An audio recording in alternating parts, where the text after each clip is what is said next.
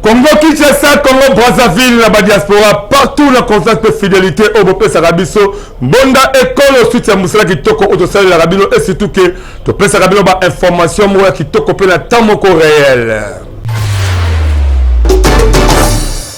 Merci pour vos mais avant de faire l'édition, mon sommaire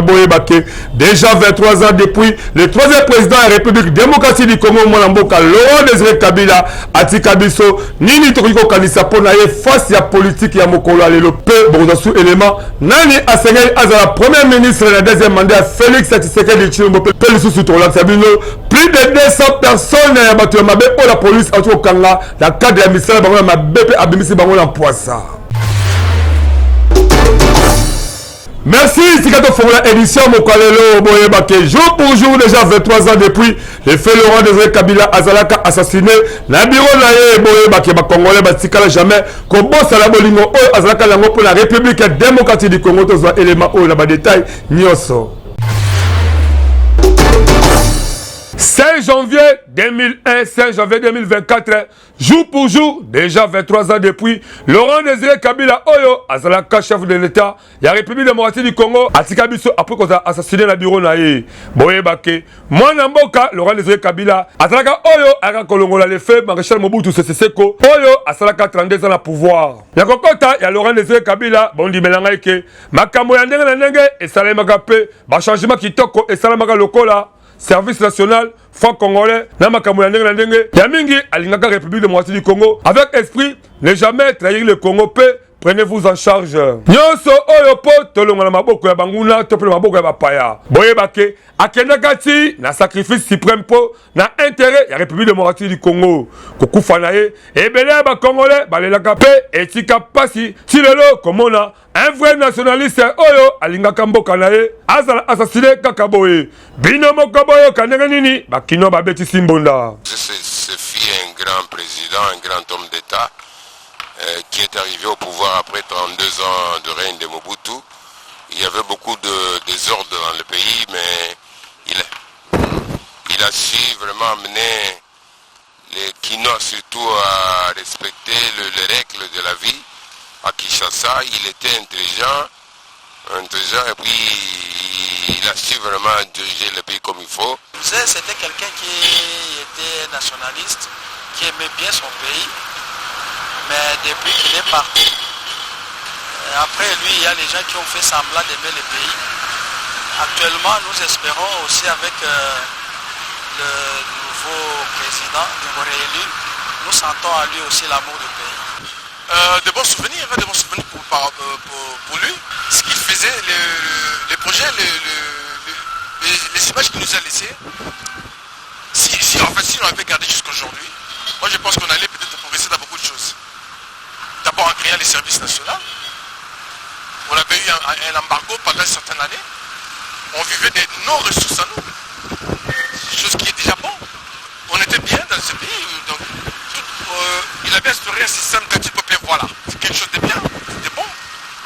Si on pouvait continuer avec ça aujourd'hui, ça allait être bien. Ya pasi pe ya mawa et comme akopesa ba congolais pasi komona ba conteneur oyo atikelaka population lokola cantine populaire et comment nango ba souciat ya ba policier po ba nyokolaka ba population au lieu que ezala esika oyo et koboko lisa ba populaire ba lia kitoko ba mela kitoko à travers service national awa esali boye tokoseka kaka la régime oyo bo emboîté bapa ya mwana mboka Laurent Désiré Kabila oyo alingaka Congo ya mingi et surtout la masolo oyo etali service national la kanyamaka sese boye ba kemisala wana et comme na niveau oyo ekolei sa congolais nyonso de manière que avec impact na idéologie to kanisa ye po yende azaki vraiment initiateur ma solo yango mwana mboka Félix Tshisekedi Tshilombo yebake ozana charge pe confesse ba congolais esengeli okokisa nyonso avec impact ya idéologie po epesa biso esengo ya mingi yango tobetisika mbunda pe molimo na ye epe manakimia basuspense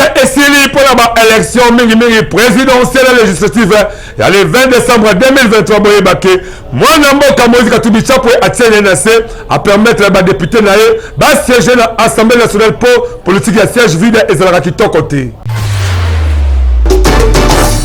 Mon Congo boyebake masolo ya ba élection générale ya le 20 décembre 2023 esili avec impact pe idéologie tokoki déjà ko tourner page mususu pe tolobela mingi oyo ekozala nde mpona musala donc kolobake bandeko misusu bakonservi mboka na pouvoir pe bamisusu bakonservi mboka na opposition mpona kozala convaincu ke nyonso esi eleki nango me esengeli toluka sikoyo ndenge nini tokokumbela mboka kitoko bondimela ngai ke les candidats malheureux ya baprésidentiel le 20 décembre 2023 mwana mboka Moïse Katumbi Chapwe apesi déjà ordre na ba eli ya regroupement politique na ye bakota na masolo po basiéger na législative oyo bientôt ekobanda nyonso wana bondimela ngai ke eza mingi na masolo ya assemblée nationale donc na chambre ya basse ya parlement bondimela ngai ke mwana mboka Moïse Katumbi Chapwe aboyi na ye politique ya siège vide po efutaka te donc boyebake ba eli ya ba regroupement ya Moïse Katumbi Chapwe bakozala avec impact na idéologie na assemblée nationale po bareprésenter ba circonscription respective na bango mais na cadre comment na loin bondimela ngai ke Moïse Katumbi Chapwe azakaka kobeta mbonda na masolo babe ya seni pe azako promettre ke akokanga maboko te na masolo oyo etali ba fraude boyebake alobi bien ke akozala denote ya lokuta po andima fraude électorale pe atika peuple libose babandi na baprédateur ya démocratie pe ya bonne gouvernance awa esali boye tokosenga kaka na ba élu du peuple ya majorité to pe ya opposition bowele nanu intérêt ya peuple cette fois-ci po RDC ezwa elamoko ya kitoko surtout liboso ya ba pays ebele ala kati ya Afrique yango biso tobetisika kambonda Alliance pour le changement ya mwana mboka Jean-Marc Kabund oyo azali siko la prison makala bango balobi bayebi ba élection le 20 décembre 2023 te pe basenga la justice a libéré immédiatement leader na bango de manière que nyonso eleka kitoko Mwana Congo boyebake malgré ba élection oyo ezaki organisé le 20 décembre 2023 na ba publication ya ba résultat présidentiel pe législatif parti politique ya mwana mboka Jean-Marc Kabund Alliance pour le changement bautaki kosala communiqué depuis lundi que j'avais 2024 ya kobeti sambondake bakopesa confiance te ya ba élection oyo eza lokola théâtre folklorique po tricherie emonelaki polele ya koyeba la parti politique oyo ya opposition ezake ba irrégularité ya ba élection oyo euti koleka le 20 décembre 2023 pe ebimisi Félix Tshisekedi Tshilombo président de la République ezakolakisa malamu ndenge basalaki musala mabe pe bango bakoconsidéré yango te mpona bango ba élection ezalaki te donc bayebi pe te ba résultat oyo c'est que ezalaki nango théâtre folklorique donc tricherie moko ebandaki na likolo pe déjà président na bango mwana mboka Jean-Marc Kabund alobaki yango nyonso oyo bondimela ngai ke ebimi na monoko ya secrétaire général na bango mwana mboka Beli Mutono matali oyo eleki na ekolo na biso na sanza oyuti kosila ya décembre ezali makambo oyo en réalité etali biso te. Comment pouvons-nous parler des élections pendant que même des projets de société n'existent pas? Nous rejetons ces résultats.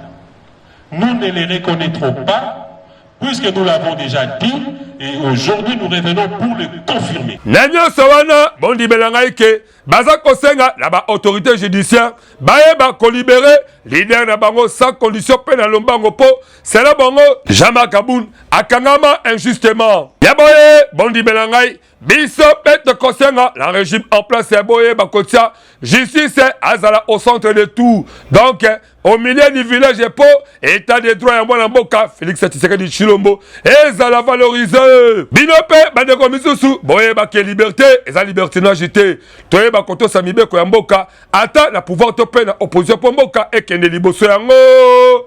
tobetisika kambonda toyebisaki bino na basomer boye bake course na primature nani vraiment akozala premier ministre na mandat oyo ya 5 ans mwana mboka Félix Tshisekedi Tshilombo bozwa réflexion oyo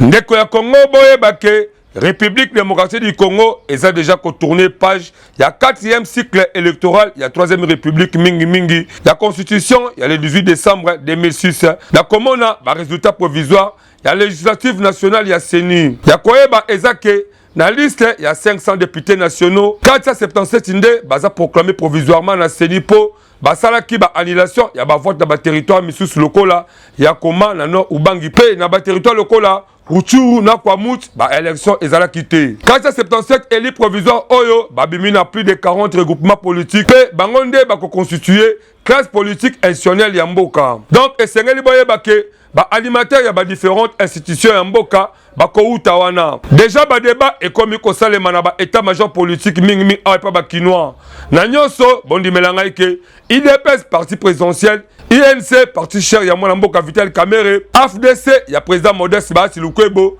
AB ya Jean-Michel Sama Lukonde, MLC ya Jean-Pierre Bemba, boye bake eza bilonga makasi oyo bazala etuma pona contrôle ya ba institution ya mboka. Na oyo etali parti ya chef de l'état Félix Tshisekedi Tshilombo, boye bake déjà bazala 69 députés nationaux. Donc na misiki ya fourmi ba kolinga ba contrôler primature pona combattre la coordination ya ba action gouvernementale. Parmi ba kombo oyo eza ko bima la coulisse bondi melanga ke actuel vice-premier ministre en charge de la fonction publique, Netika Kayende a koki kokumbela masolo, malgré na IDPS, bamona kaye lokola opportuniste po, a outa la FCC, ya mwana mboka Joseph Kabila Kabange. Bondi melanga ke aza mutu ya Équateur, mwana ya l'effet liaou donc, moi équilibre géopolitique et kozala bien po a outa la grande kasaïté, lokola mwana mboka Félix Tshisekedi Tshilombo. La deuxième position, eza bongo mwana mboka Vital Kamerhe, ye aza kozela récompense na ye surtout, nengape a outa kosala po Félix Tshisekedi Tshilombo, aza la pe na bituba munene oyo abuna na 2018. La troisième position, toza komona bongo mwana mboka Modeste Bahati avec 42 députés na Assemblée nationale. Mais bango bibale bauti na Sud Kivu. La quatrième position, toza komona bongo mwana mboka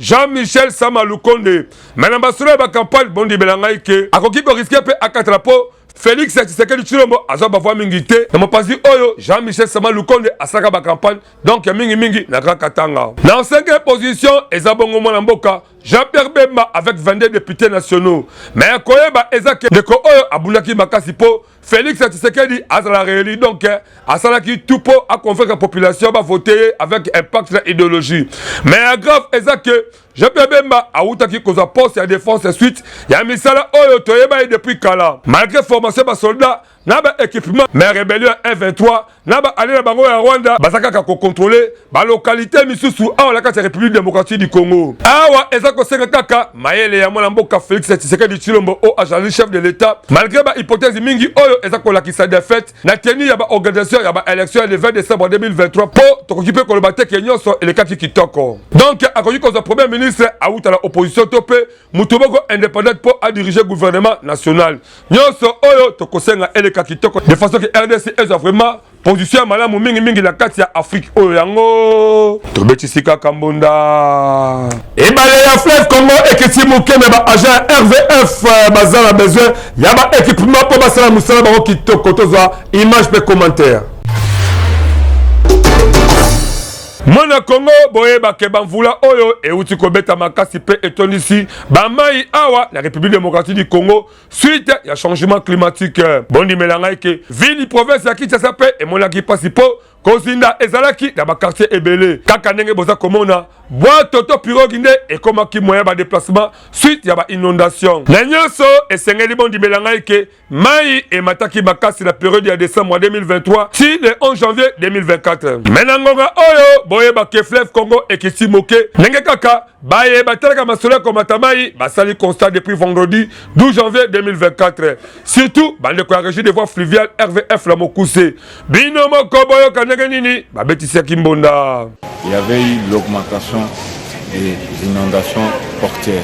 Mais ces dernières fois, selon les échelles, pendant les jours, on commence à constater qu'il y a eu une diminution. Pendant la date d'aujourd'hui, le 10, on a constaté que l'eau s'est maîtrisée. Mais on est en train de suivre toujours ces mouvements. Comme nous sommes une gestion un peu de la navigation qui veille pour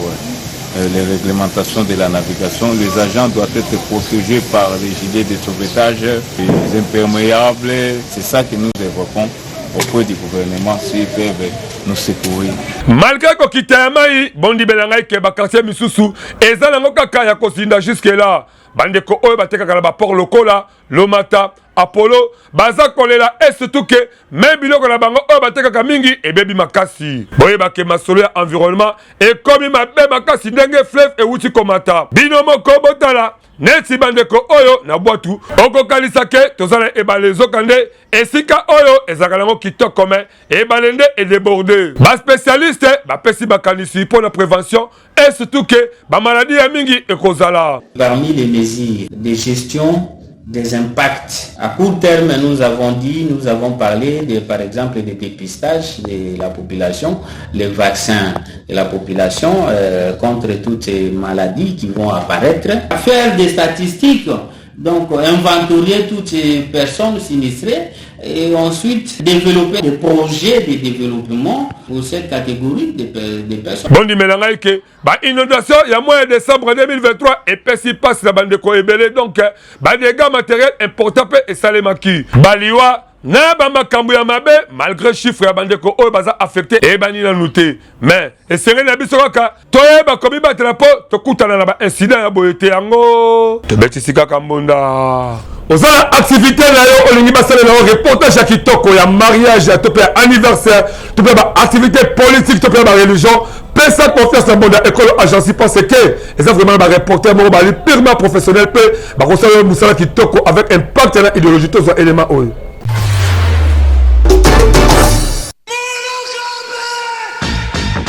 Bana Congo Kinshasa, bana Congo Brazzaville, yo mutu olingaka ba activité na yo eye bana na mokili mobimba. Mbonda ekolo agence epesi bino opportunité ya kosalela bino ba reportage ya kafu. Ezala activité politique, socio-culturelle, économique, religion, sport, conférence. Awa na mbonda ekolo agence ezosalema avec professionnalisme pe eza na prix moko très abordable. Esuki wana te endeko na ngai keba na ba reporter ya muyibi oyo bayaka kozwa ba image pe elekaka nango na télévision te kasi awa na mbonda ekolo agence nyonso ya filmage, modération, réalisation, photoshooting ezosalema avec un partenaire idéologie parce que awa tokanga masolo pena oyo etali image yebake okozwa yango pe ata na format ya YouTube. Olingi oyeba bisika tozali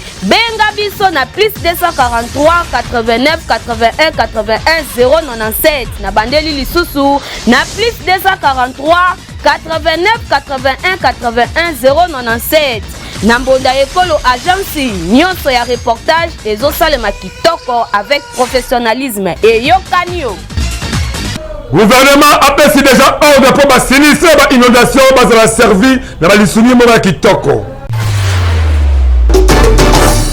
Ndeko ya Congo boyeba ke gouvernement azakaka koluka ba solution ya malamu pona kotia poa mingi na ba sinistre ba inondation oyo eusi ko salema. Nyoso oyo bondi belanga ke ezali kaka sur instruction chef de l'état mwana mboka Félix Tshisekedi Tshilombo oyo apesa ki na réunion ya suka ba ministre. Donc ko sunga rapidement ba sinistre ya ba inondation awa na ba commune ya Kinshasa manda kape kananga. Assistance wana boyeba ke eza na cadre ya urgence ya gestion ya ba catastrophe naturelle oyo eza piloté la comité moko multisectoriel pour la lutter contre la catastrophe naturelle oyo pe misolo eza bongo 4 milliards de francs congolais pour la kosunga bandeko oyo bazuli kama. Nous allons d'abord commencer par Kinshasa, on ira à Kananga, on ira à Mbandaka et la suite on ira dans d'autres provinces. Bon nimelanga ke basali plan global moko kitoko oyo ministre Affaires sociales, Action humanitaire, Nekomodes Moutinga, après le premier ministre Jean-Michel Sama Lukonde, plan oyo et kosala ke na ba site oyo eza ciblé ba lukela ngo ba solution ya malamu. Bondi melanga ke équipe oyo ezalaki na terrain ba solo ki pe na ba sinistre oyo po ba yeba ndenge nini masolo yango e kosala makitoko. Biso pe monda ekolo Betisika Kambonda. Gouvernement a une décision pour ça musala kitoko pour le kosunga bande ko debono pour ce que mingi bazina kasoki bamvula ebeti. ndeko ya Congo botala awa ndenge ekoma bondi melanga ike toza na 5e mairie na quartier des bonhommes mingi na commune ya Matete boye bake collecteur oyo esengeli ememaka mai bondi melanga ike ekoma boucher na ndenge moko ya mabe kaka ndenge boza komona ba image biloko ya boye bake soki mvula ebeti ndenge nini bandeko ya koto ya des bonhommes bakozinda te mais koyeba ezake na mokolo lelo gouvernement a eu décision ya kosala musala kitoko po bandeko ya bopazi oyo bazwa esengo. En tout cas, c'est une très bonne aubaine pour nous les riverains de la rue. Nous sommes vraiment très contents de voir les travaux reprendre. C'était vraiment à la demande de toutes les populations de la rue qui se plaignent des inondations et de tout ce qui se passe comme retour lorsque la rivière Ndjili monte. Quand la rivière monte, c'est toutes les maisons de ce côté qui sont pratiquement inondées et c'est là vraiment c'était à la grande désolation de la population riveraine. Boye bake ba service ekitaki kuna pona koluka nyoso ezonga kitoko bino moko boyo kanenge nini babeti simbonda rabattre la nappe phréatique, c'est-à-dire faire en sorte qu'il y ait moins des inondations en consolidant des travaux qui étaient effectués à l'époque. Un collecteur devait déverser toutes les eaux vers l'exutoire que la rivière Ndjili. Et bon, Angers et Kitakina Batu Oyo, Bakosala Misala Pe, Baza déjà sur le terrain, Balobeli pour le financement. Les travaux sont financés par le gouvernement provincial et par le canal de Foner. Population Penanga Monae, Boé Bake, Bapesi Bokozamboka, Mwana Mboka Félix Tshisekedi Tshilombo, merci à Mingi. À des bonhommes, maman des bonhommes, Topesi, merci papa, pour una valeur aux opesa biso sikoyo. Nazali ko pesa merci mokonzi na biso ndenge akanisi biso na pasi oyo tosali ngonga ebele bondi melanga ike susi ya bakonzi ezake quartier de bonope bazwa esego ya kovanda na kimia soki bamvula eza kobeta biso pe population esengeli toyebake bapasi bisusu oyo tomonaka pe tango tolobaka o bakonzi botalela biso il faut koyebake ba hauteur ya bamabe wana eza kaka biso moko toyebaka pe kobatela environnement na biso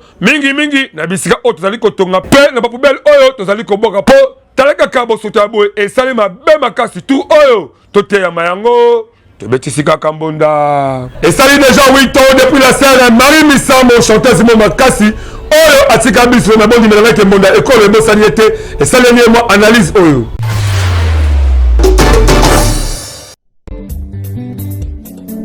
nazali ekelamu ya labi oyo yebaka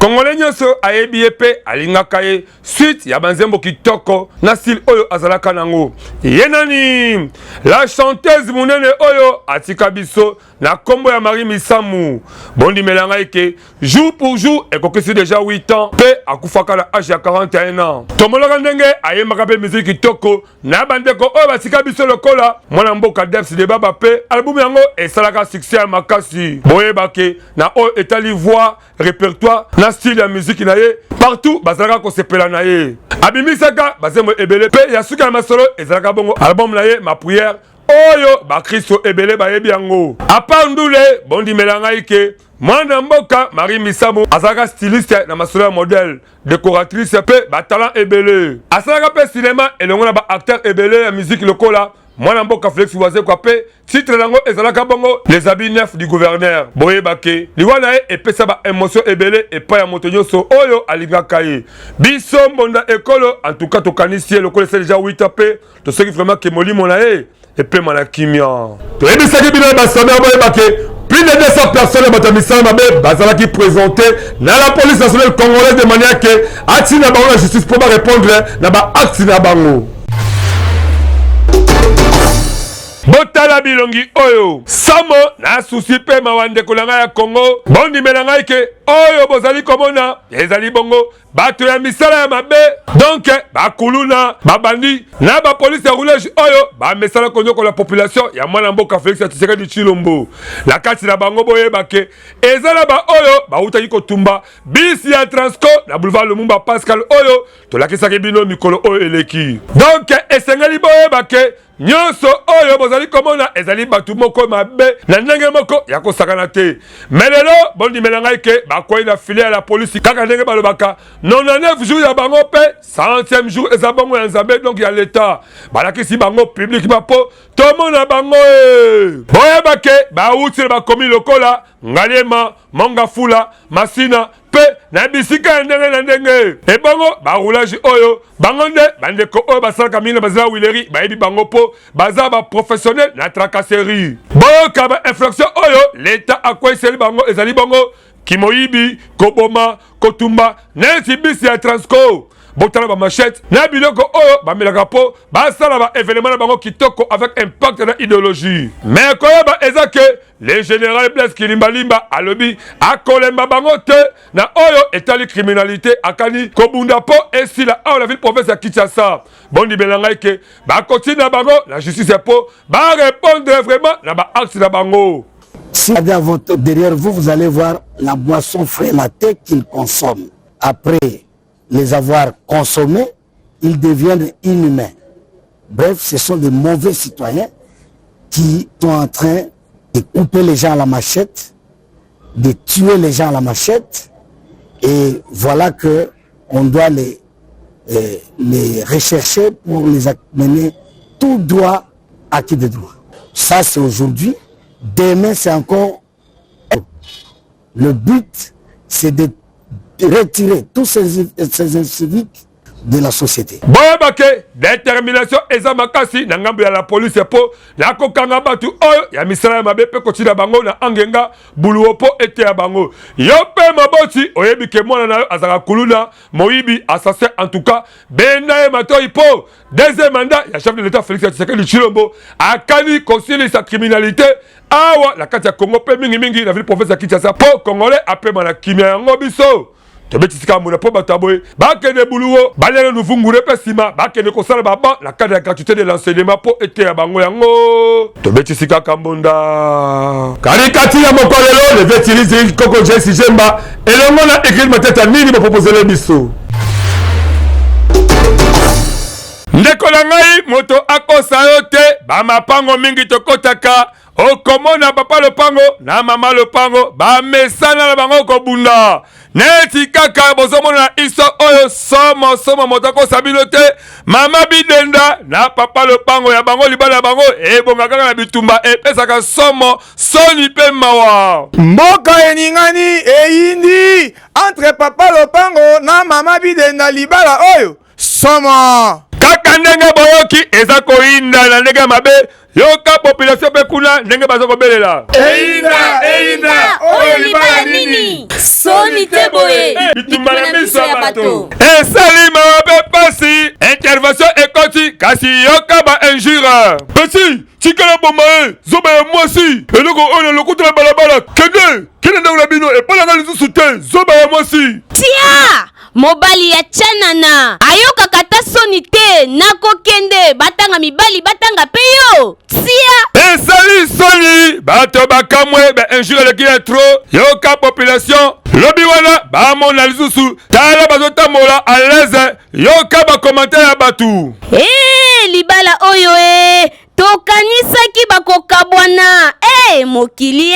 kasi basila soni bozoleka pe na miso ya bato bino penza population ekamwe surtout mingi bato akartie po bayebi façon mama bidenda na papa lopango babundaki en tout cas pele ba injure wana esengele kaka bakabwana mais le petit mikendo depa epe koko siri bino moko boyoka vetiri donc mpona mokili ebongoki kaka bakabwana le vieux tiri pe na ngambo na ye lokola azaka vie sage bino moko boka ndenge azoloba libala nyonso babongisaka kasi bazalaka nde na dignité koswanaka mpe kobundaka na miso ya bato te yoka soniko esali pasi mpe mawa toyebi ke kosala kobunda ezalaka nango me na bamaka ba injure boye atuka bacouple mingi boye bakobongisa baesalela bino surtout bamama mapango na papa mapango atuka libosa balokataire bobundaka te bozala na dignité mpo eza kosala soni tala comportement ya mama bidenda na papa lopango epesi soni mpe mawa yango topesika conseil ya botika bakama babunda ya miso bato ezaka soni makasi tala ndenge tokomi na suka édition na biso ya mokalolo me tokosisa yango boye te sa pour autant toyebisa bino na basombe na biso ezalaki bonu boyebaka tobeta masolo déjà 23 ans depuis le 3e président ya république démocratique du Congo mwana mboka Laurent Désiré Kabila atika biso nini tokoki kokanisa ye par rapport ya politique ya lelo mpe tobeta biso masolo nani akoki kozala premier ministre na deuxième mandat ya Félix Tshisekedi Tshilombo mpe bomona lisu lisolo na ndenge nini plus de 200 bato ya misala mabe la police apresentaki bango publiquement. Merci. la confiance de fidélité bon pesa la biso pense que tozali mbonda école to sala bien musala kitoko oyo s'appelle sala bien mais boye bake soki ozali ba activité na yo ba commerce na yo to pe misala ndenge na ndenge ya kalengo ala mbonda école to tsenga ba prix militaire ba prix moko abordable parce que biso to sala de manière que mbongo na ezoma les villes et mata kitoko po ba publicité la biso école qui a partout ba ondima pe okozo ba client et belé boye bake sima caméra ezala ki bongo mona mboka igil matata o sibi réalisation na montage na aller dans la présentation mais bon, édition et ça veut dire qu'il toque l'équipe rédactionnelle. Il faut continuer toujours. Qu'on s'abonne massivement. La chaîne tout le monde a école officielle. Bon, toujours belé de Kolangaï. Parce que pour que la bino, tu relectionnes la prime abordable. Tu écoutes prochainement. Ce qui colle sur Azongité. Bye.